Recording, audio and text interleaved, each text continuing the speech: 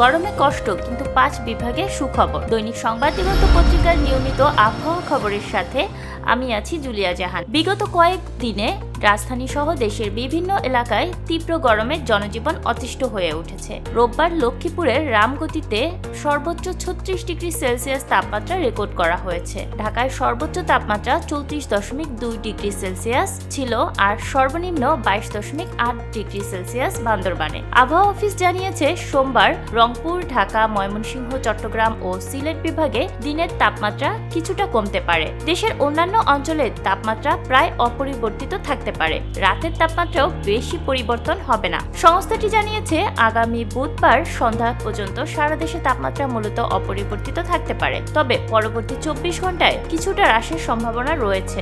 মৌসুমী বায়ু কম সক্রিয় এবং উত্তর বঙ্গোপসাগরে মাঝারি অবস্থায় থাকায় দেশের সব বিভাগে দমকা হাওয়া সহ হালকা থেকে মাঝারি ধরনের বৃষ্টি বা বজ্রবৃষ্টি সৃষ্টি হতে পারে। কিছু অঞ্চলে মাঝারি ধরনের ভারী বর্ষণও হতে পারে। সংক্ষেপে তীব্র গরমে জনজীবন কষ্টকর হলেও 5 বিভাগে তাপমাত্রা কমার সম্ভাবনা ও সারা দেশে বৃষ্টির পূর্বাভাস স্বস্তির খবর হিসেবে ধরা হচ্ছে।